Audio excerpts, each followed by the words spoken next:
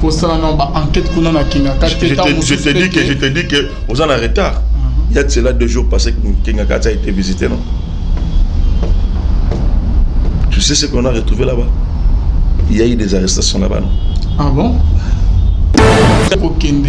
Pour ça enquête qu'on a je te dis que vous en êtes en retard.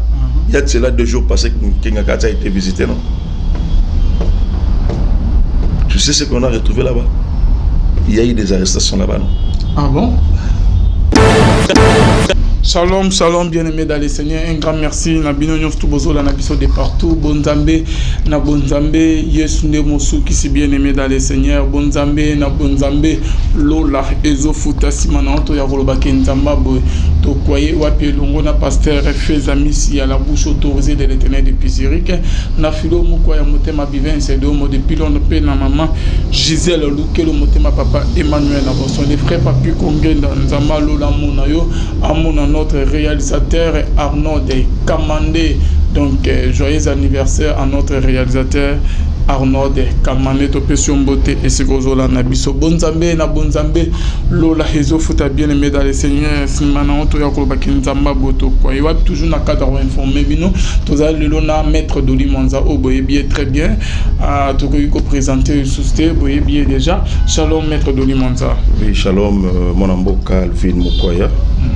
Merveilleux et puis plein de bonnes choses pour nous. Na bato balanda émission na yo bato ba mourir ya émission na yo en tout cas mbote na bango place Rosalie continuez toujours ya Rolanda chaîne na bino la voix céleste. Merci beaucoup. OK maître Doli Monza toko ta déjà dans les vifs il y a émission na biso tomoni déplacement il y a ex-président Kabila Akenaki Libanda province de l'Oise na Katanga maître Doli Monza tomoni avec déplacement en même temps il y a moi ciné maître Doli le lot Olive Azoni déjà na kin a déplacé qui na famille le lot onino ko lo ba maître Doli Monza. Bon ya koloba ezali ete ke na mboka oyo na continuera toujours koloba na mboka oyo balandaka biso que on n'a pas de président, il y a un seul président. Ndeko Kabila il fallait se rendre na Grand Katanga mais il fallait donc avant de se rendre il fallait qu'il y a remplir la formalité mususu entre autres ndenge en termes de sécurité en mboka qui en tout cas qu'on se rendre kuna il faut à la forma éloigner na marambo état politique yamboka à tenir ba discours quand bien même que à respecter ba makambo oyo ba lobela ki ya sala asali yangote mais aussi de Kabila ba bisaki est que sa présence dans Grand Katanga est à la fruit il y a insécurité côté Kounate. Donc, raison pour laquelle il y avait une décision qui il y a état-major général, qui était que généraux surtout place au Bazali dans la province au Bazali va déplacer parce que on craignait que Ndeko Kabila a Sangisaba Oyaye pour que mettre l'insécurité dans Mboka Nabiso qui est le Congo. Donc merci beaucoup na service de sécurité Nabiso pour mettre un peu démonter les mécanismes sur ma baie parce que bien mon beau ko la nature récemment et que un opposant zambien a poussé à qui place dans Kabila Zalaki donc mettre qui la main sur lui parce que mon qui était que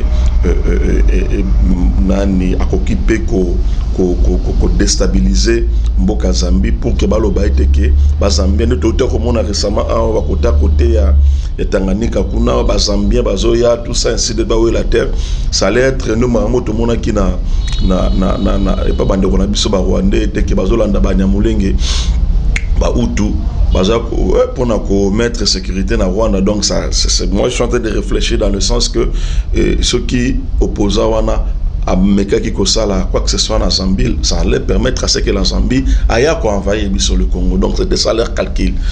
Et Dieu merci, ma pensée on est là qui vraiment démantelé moi je continue encore ya kopesa longo ya makasi mingi na ba service secrétaire na biso qui ont réussi à mettre la main à temps na bandeko wana mpona moi si ya nani ya ancien président Outkotanga to Kolanda biso na bino na niveau ya est kuna elle a été citée na makambo oyo eza kuna été kaza parmi bato oyo bazali ko semer l'insécurité na niveau ya est. Son nom a été cité par un de militaires qui a été appréhendé. Donc nous nous remettons toujours entre les mains de la justice afin que la justice est interpellée, parce qu'on peut pas, il y a beaucoup de gens, donc on pouvait citer le nom de tout le monde, mais dès lors que cité Kombo Naye Yende Moutazali en fait kopesa mbongo to kopesa makanisi ya mabe pa bandeko pour que ba terroriser la partie est na biso. En tout cas nous demanderons à notre justice à approfondir vraiment beaucoup plus dénonciation parce qu'elle a été dénoncée, interpellé, payé. J'ose croire que sur base il y a des révélations, on a des rappelés à Kinshasa, parce que moni makanisi ngana ngai na meki ko réfléchir dans le sens que bana bazaki na congété bana bazaki na classe. Mais qu'est-ce qui a fait que l'ancienne première dame, il faut qu'elle date parce qu'on peut dire que moi on a déjà congé mon anticipé. Donc ma canissona nous surtout ça remis quand même na ba décider en boka baloba était que non cette dame là elle doit être rappelée ici à Salakoto, parce qu'on constate que elle est pour beaucoup dans Makambo Italie la sécurité en boka, parce que grave révélation salama qui tolandi bisonyo surtout ne balobi. On a cité le nom d'Olive Lembekabila comme instigateur. En fait, il y a ça parmi Batoyo, Bazali Kopeli Samoto, à niveau ya Estekun. En tout cas, nous nous remettons, comme je venais à peine de dire ici, dans la justice, il y a un beau cannabis, s'enquérir de plus dans le dossier.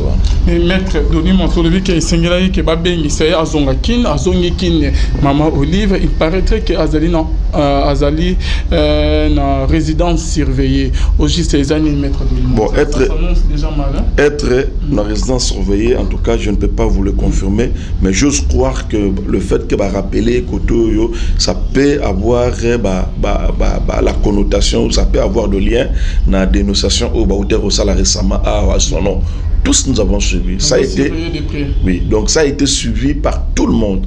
Que Bandekwa Est, un de militaires qui a été appréhendé par les éléments à FARDC, a cité Kombo ya Olive Lembekabila, Yende Moutou, à Pesaka, Bongo Kanyaka, Pesaka Baza et Belé, pour nous semer terreur côté wana est. Donc en termes il y a que un papa ne peut pas accepter que Moutoumoko Boye à mettre à mal l'intégrité et la famille naïe.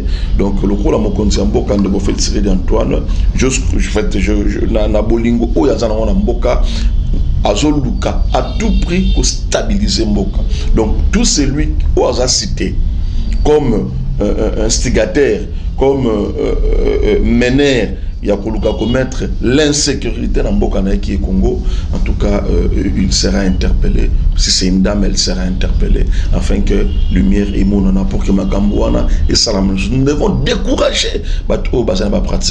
Ils ont fait de l'Est comme moi, fonds de commerce na Bango. Ils ont fait de l'Est comme Nani et Gunpen à Bango afin que Baba Narobo. Mon frère, je te dis comment Bazali Koboma Banamboka Oro imaginete. Et puis Bazaro utiliser le propre fils de l'Est pour que Babomba Ndeguna Bango à l'Est. Donc c'est compliqué et puis c'est malheureux. Coup de chapeau vraiment à service Tabiso, parce que tant soit paix Bazako démanteler. C'est un grand réseau. C'est un grand réseau où ils allaient nabato. Il y a Mabé Belé. Il fallait qu'on démantèle Bango, Malembe, Nengazali Salama. Ok, mais maître Doli Monza, déplacement, il y a ex-président Joseph Kabila, maman Olivier a déplacé en même temps, na famille maître Doli Monza, sans répandre que non, bazali na idée na bon isaïe que exil na Cuba. Est-ce que ça vraiment y a ça? Bon, tout le monde a un peu la Bible, bon, ce qui est vrai, on a besoin de belé à FCC, donc bah revoir un peu ba calcul na bango parce que muto baza ko sala confiance pas au lukande nya ko manamboka akende ko pe mayena mwasini na ba na ye. Bon, en fait ko ken exil ils allaient m'abêter, mais il faut remplir les formalités. Moi en tout cas, étant que citoyen de ce pays, je suis contre le fait que l'État congolais va permettre à ce que nos Kabila kende n'exil. Non, nos Kabila faut ça na Congo. Non, il doit être il doit être ici. Même qu'au kende na yé na niveau ya Katanga, moi je suis contre. Et je l'ai toujours dit, naturellement c'est pas normal. Fala ça na Kinshasa. Parce que le lot tout le monde na bateau et belé ba okanga ba fout tout ça ainsi de suite na ba minusé qu'on sort. Bango no surtout sur bakangi bango ba gérer au nom, il y a telle personne. Donc, il fallait Azana Kinyao. Ce qui fait que Beta Manakini est pas à la. Parce que, on est déplacé, accueilli, et il laisse Maramabé Nassima. En tout cas, pour moi, je réitère encore de Mananga et Papa Konsomoka. Ceux qui ont rappelé de Okabila na Kinshasa, tous les Nakine. Tous les Nakine. Parce que tellement que batuna mingi ba girafe ba gira mabe to faire ne sala mala biso so ana katsa et za la mala mingi mais cause la musique kuna en tout cas même cause na katanga pour moi je me dis ezalaki vraiment option mala muté ndenge ba wane ko interdire à ce que ndo Kabila voyager ndo Kabila fala tikala kaka na Kinshasa to fêter parce qu'aujourd'hui, nous avons un bisayo, oh, tout ça, comme on et ça les passe. Parce que c'est pourquoi, yo, comme on a été qui une affaire à 11 000 hommes. Envahir la ville à Kinshasa. Pour ne pas semer terreur. Terreur, nous avons un on a vu ça, ma prière au Ebita Marathon au midi pour qu'on a Congolais, surtout dans la ville à Kinshasa. Kinshasa, maquilleur au Tangara, les sous-soutés. Parce que ils allaient ville Oyoyo, protégée par le Dieu puissant. Parce que Bandeko wana basalaki déjà moi ma canis na bango ya mabe et puis aux hommes on a été que comment est-ce qu'ils ont la majorité d'entre eux aux à arrêter et ça c'est la population mais muto yo face au truc bien mota mutaliboma oyo mutaliboma na ba dollar na poche mutaliboma na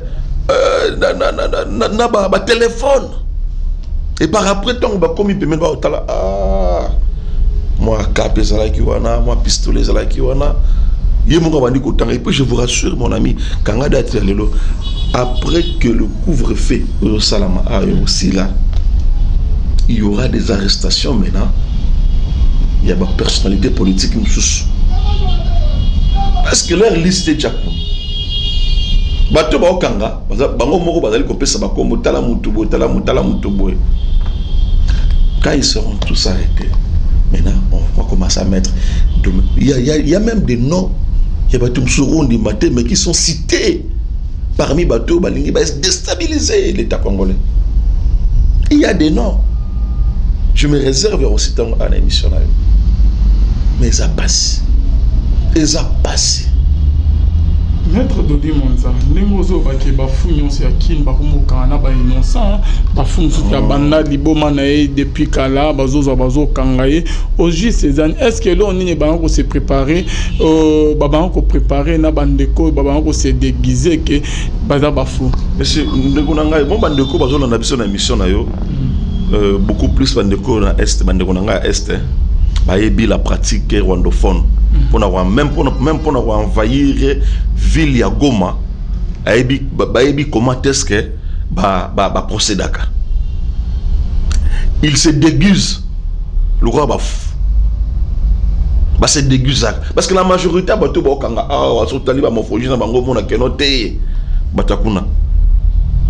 ils ont de profils rwandophones. Bayebi comment est-ce que ton ville à Goma koyaki bayebi comment est-ce que bon ba ça rendre ba ko ya ba côté lokola ba foot tout ça ce gars pas bayebi que mode de petit quand on comprend était fou ou azala ah bimisi mundu kabani donc ça devient maintenant compliqué vous ne savez pas maintenant affronter qui pour éviter côté ni brokende tout ça parce que ça bouge partout. Imaginez que baza ba fouine surtout on a batu na bango wana ba installer bango na 24 communes ya ville Kinshasa. Fait bandi. Bo banda na Ngaba, to bokene na Banzalemba, to bokene na Bumbu, to bokene na Masina, ozomona. Ça perturbe quand même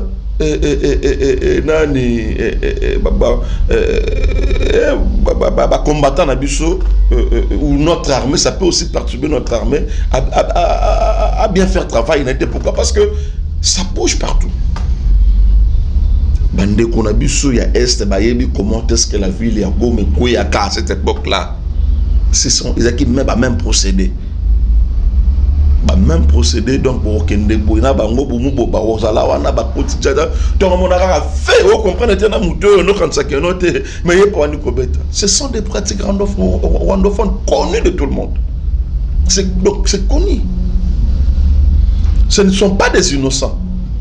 Oh non, chose innocent, c'est présent pour laquelle au moment qu'il y avait un communiqué, il y a le commissariat provincial à la ville de Kinshasa, oui, Kambami Nandeko général Kassongo.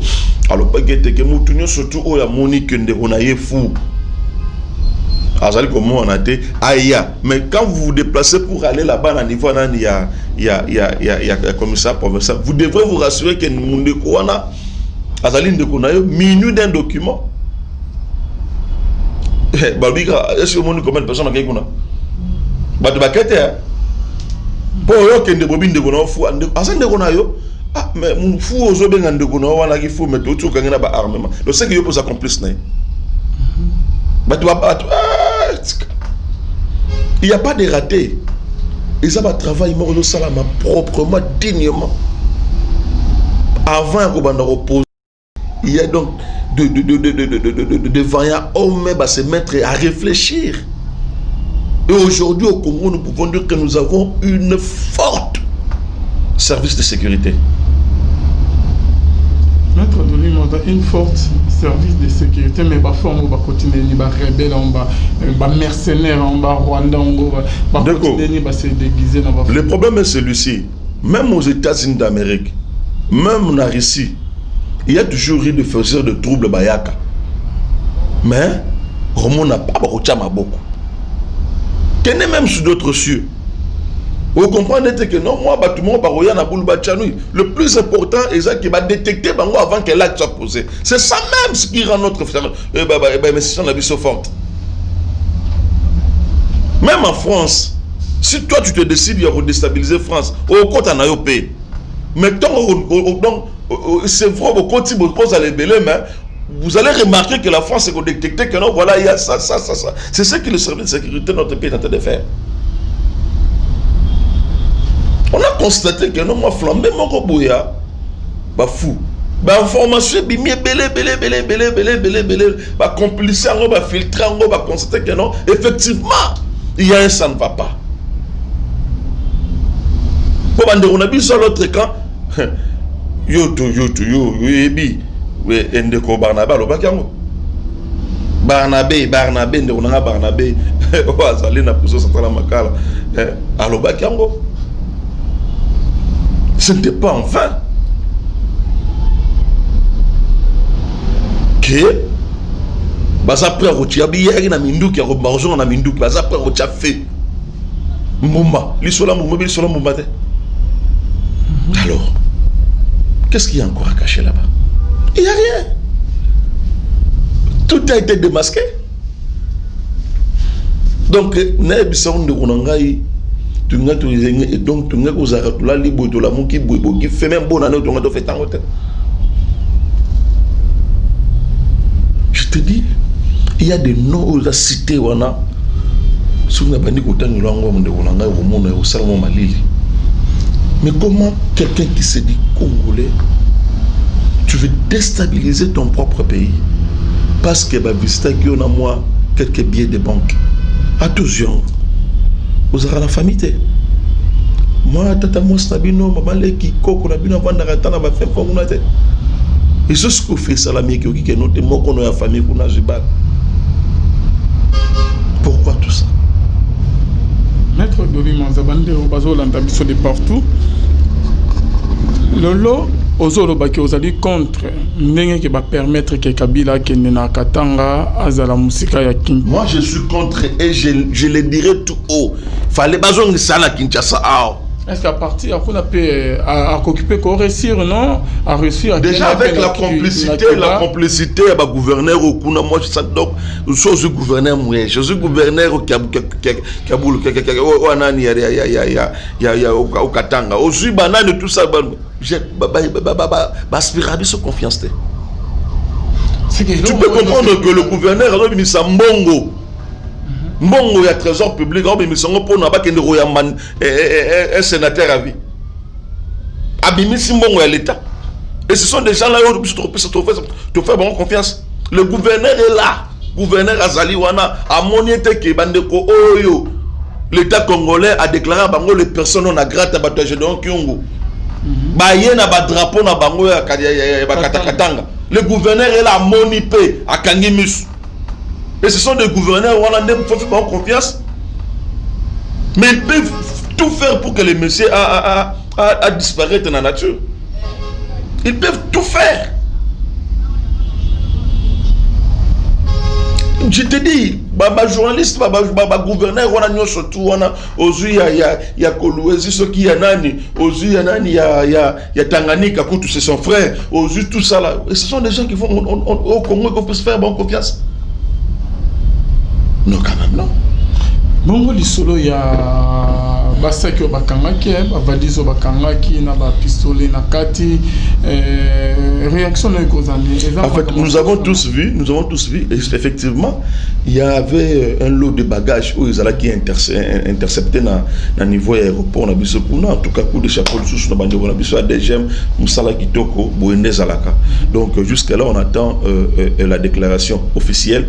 Il y a kontiambo kababi sabiso que valise parce que ça là qui y a nani parce qu'il y a tantôt qui disent que ça là qui y a nani il y a Ndeko Kabila que ça là qui y a Moutoutel. Bon, nous voulons un communiqué officiel où on a vu que valise intercepté qui et ça là qui y a tel parce qu'on peut pas comprendre que Moutoutel voyager d'abord pour la détention il y a armes ça ne se donne pas n'importe qui.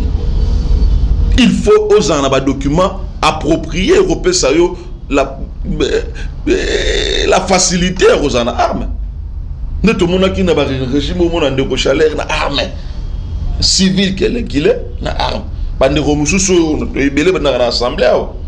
Yo monde de député na ba gilet par balle ce sont des outils ya armé. Vous savez au bande romusu so kuti bon on a ba pistolet avec des armes mais ce sont des civils. N'a pas l'habitude que civil rose à armes, mais il faut remplir les formalités requises pour qu'il puisse aux à la portée d'armes. Bon, bah mon nom on a 4 valises. On a pas bien ça qui n'a 4 soins. Ils vont y chercher, il y a quoi identifier, bah les alliés anani. C'est ça même. Il on a sur le bail. On me dit pourquoi. En tout cas, aujourd'hui nous pouvons nous dire que dans le Congo nous avons des services de sécurité. Les beaux services de sécurité, c'est là qu'il y a nos salama, dans un individu. Aussi, mis téléphone, téléphone, ce n'est plus le cas. La nerf a zongi na musala na ye. Uzoka, la nerf a zongi na musala na ye. La nerf a comme contrôler mi tout jamais. Quel est la victoire papa téléphone a eu mon message ba code cellulaire aux en groupe moko songolo ba code cellulaire moi vidéo moko télécharger ba mon bah on va reprendre ça la rouge téléphone oye moko attend la bluetooth famille tindele pas na yo moko mbala moko aner demiap non Pendant aider Mbokate. Aujourd'hui, maintenant, le service, ils ont dit dans ça, ils sont là que ça. Maître de l'Imonde, et pourquoi permettre que Kabila a garde na Katanga, na voyage à Salé? Non, mais alors, il y a une garde. D'ailleurs, j'informe à tout le monde et que nous connaissons les députés qui va prendre conscience et remettre fin dans le régime dictatorial aux Alaki qui est implanté tant de temps, plusieurs années dans le Bisso. Mais qu'on peut réviser la loi sur le statut des anciens présidents. C'est parce que ce n'est pas normal. Cette loi-là donne comme garde l'ancien président. Alors, donc, il doit bénéficier d'une affaire à 2500 hommes. Mais c'est belé, 2100 hommes à Kinshasa, soit 2500 commandos américains. Pourquoi c'est Kinshasa? Ah bon? Mais oui. L'Ongola, il va garde spéciale, tout ça, non, c'est la police. Sur la Satan, il y a 4 ou 5 hommes. Il y a d'abord un. Garde belé, pour l'année. Et je suis sûr, je vous informe, que celui qui est dans le modèle. C'est comme ça que ça va se faire. Et puis, on va bouger pour le salaire. Là, c'est vous qui le dites, maître de l'Imonde. C'est ce qui sera fait. Mais à voyager dans la Katanga, mais Kinyakat est toujours entouré de la sécurité de Nabanamou, maître de l'Imonde. Est-ce qu'il va s'occuper pour ça enquête qu'on a Kinyakat? Je te dis que vous en avez retard. Il y a de cela 2 jours passés que Kinyakat a été visité, non? Tu sais ce qu'on a retrouvé là-bas? Il y a eu des arrestations là-bas, non? Ah bon? Toute vérité n'est pas bonne à dire. Mais ça a été visité. Est-ce que Kabila n'est pas papa de l'Imonde? Arrosons à Sunakingakat, arrosons à Sunakit ou à Kena Elibela? En tout cas, lui, il avait parlé d'une retraite. Mais moi, s'il faut revenir encore on a Maloba, on a Lobaki, pour moi, je suggère qu'au Kabila sa retraite à Sunakingakat. Il doit être à Kinshasa ici. Il doit être à Kinshasa. Voilà, vous avez imposé la liberté,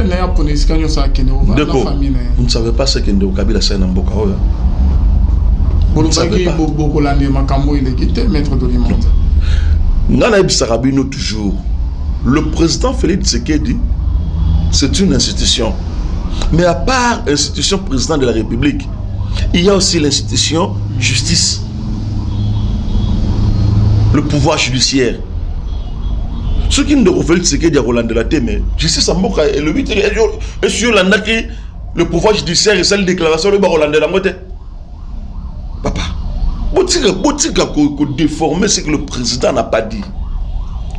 Le président Félix Tshisekedi comme individu, alors à Rolandier, à Rofinet, mais il a parlé de lui.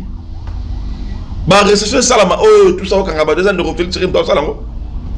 c'est la justice de ce pays. Nous devons mettre la justice au-dessus de toutes les institutions. Mon frère, même si aucun secteur y a Mboka Ondo Kabila Tika dans Mboka Congolais. Jamais. Yo on dit tout ça là ah na Mboka na biso ah tout ça qui na cancer bozala ki ah tout ça là qui na nani na bande ko na biso nani ya orgaman bazala ki ah. C'est ce qu'ils ont fait. Bah retirer ma licence na batona surtout pour bâtir exclusivité à domaine voilà tout ya makamwana surtout na légal. Pour dire que na carte légal voilà il y a la famille, il y a un ancien président dans la carte, même sa femme aussi là-bas. Bah autant la siko, j'étais l'économie nous plus en boka en otage. Bah autant la siko bah vendre bah bon. Souvent, on a des congolais qui ont mati poisson. Ah, Thompson et Mathieu, tout ça, parce que on aime quand on est tout baza appelé à quoi important.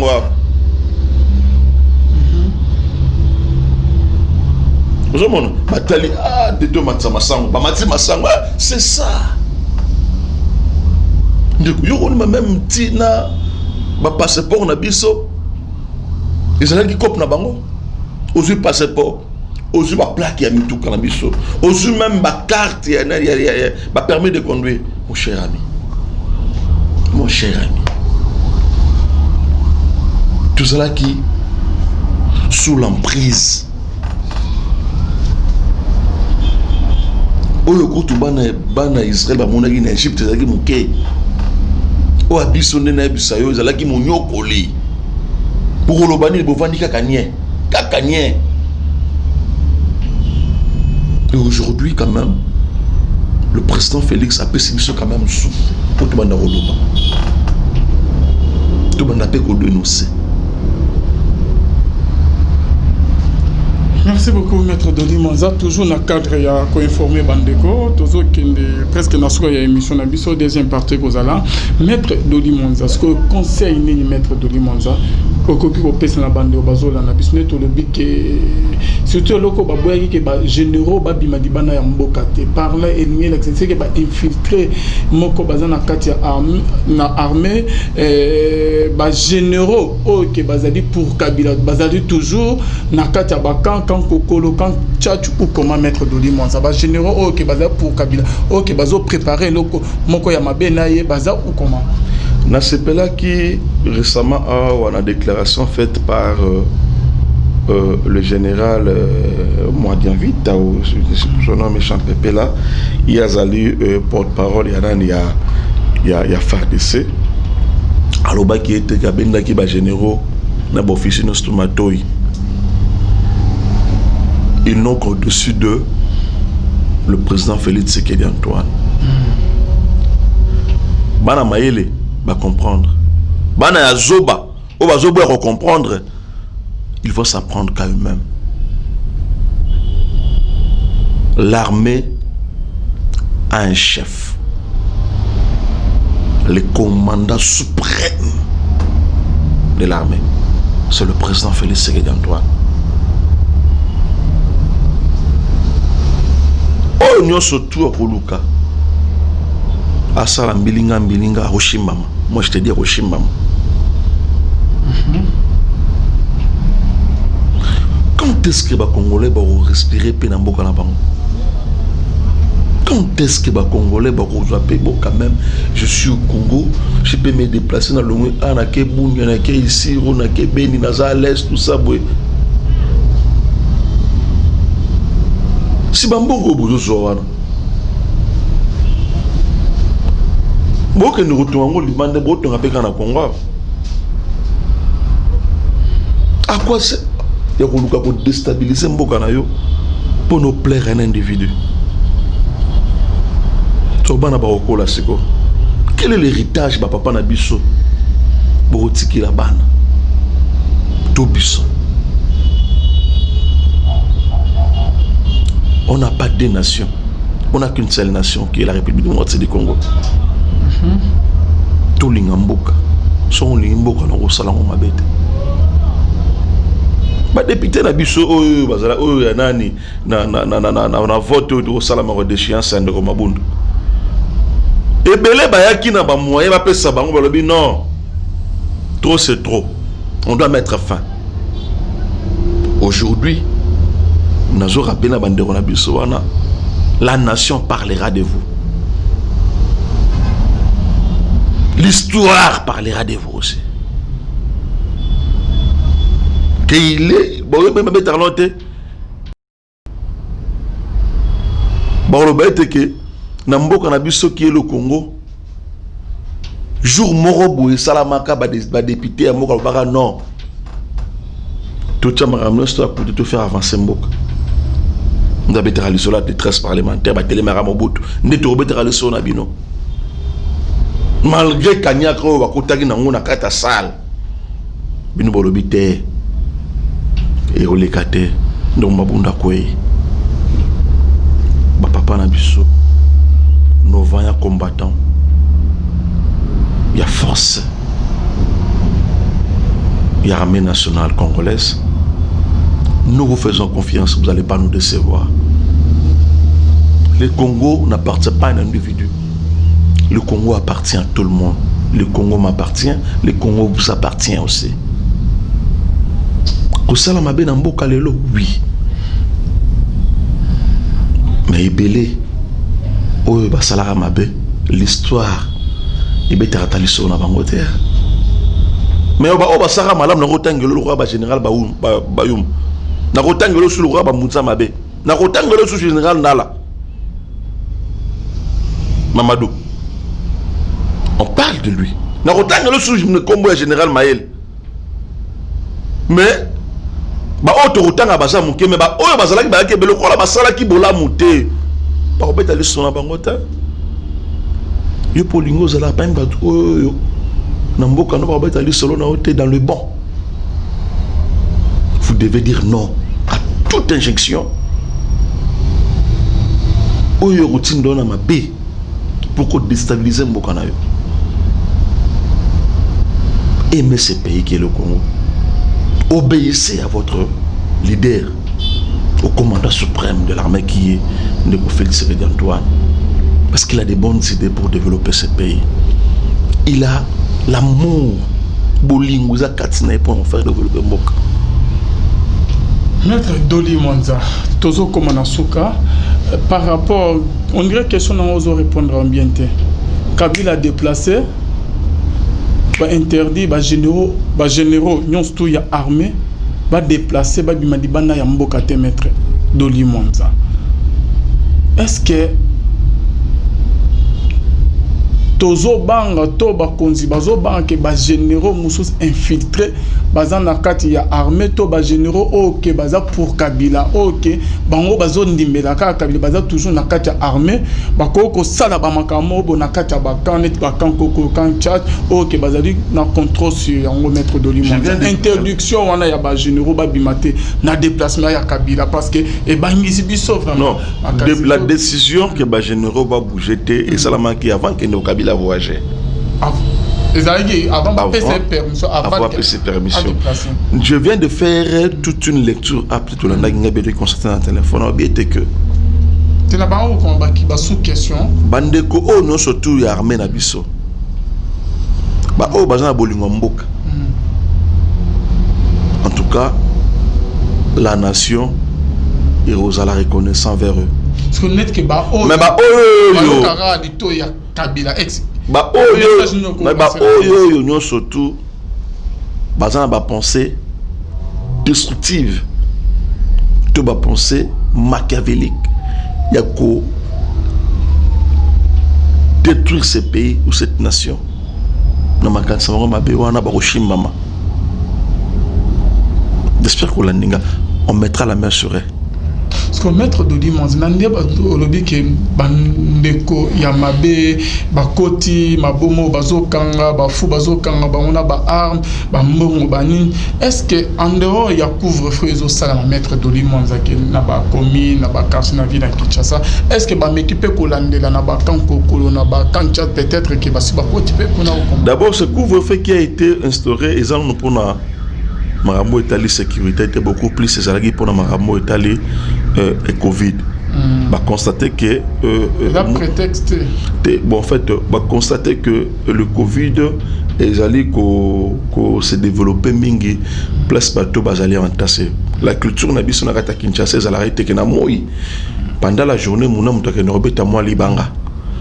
Mais na pourquoi il faut tout vendre, tout développer ensemble mo shoki ndagi ndengeni. Et tant que bateau vendre la place moko moi mingi ezako ça a été que ma maladie et s'est propagée.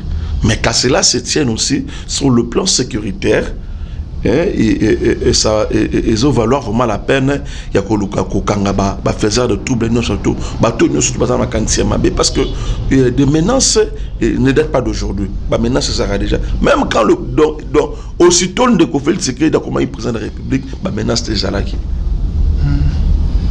on a menace ça là toujours yango wana il y a eu le concours il y a armée na biso nationale pour na koluka ko mettre la main na ba faire ça de tout non surtout ba union surtout bazali koluka ko sala mabe na mboka na biso. Mais je vous rassure et je vous confirme et que la majorité d'entre eux déjà ils ont été appréhendés, mais il y a encore quelques batumususu on doit encore mettre la main pour na être que Congolais à respirer malamu, Congolais azala na liberté de circulation, Congolais abanga mingi te. Merci beaucoup, Maître Doliman. C'est la fin de notre émission. Merci Nandengo ya Mibiso na bureau na yo. Lilo Banao ya Soka. Lilo Basuka ezali tropé ko yebisa bana mboka nyonso to. Na est, na l'ouest, na nord et na sud. Car le Congo c'est un patrimoine. Et ce patrimoine doit être protégé par tout le monde. Au nord, tu es bien intérêt dans les Anakata Congo, tu as intérêt à protéger le Congo. Ndekolangai na lali na loti l'émergence na mboka na biso. Le Congo o bato sekalelo bato notala Congo na musika bientôt là il y a esengo ezali ya komona au sommet ya mboka na biso quelqu'un qui a l'amour et la volonté de faire quelque chose. Ce qui biso nyonso tout ba Congolais to simbami makasi na yelongo Congo okende musika. Merci beaucoup. C'est à moi de vous remercier. Le numéro de Maître Doli Mwanza, numéro na yo yangwana na se beaucoup en contact ko tunemba mituno biso to tuni ete ko solo na ye ko zala vraiment bien makasi bonzambe na bonzambe lola ezo futa simana to ya ko bakenzama boto kwa eso soit bye.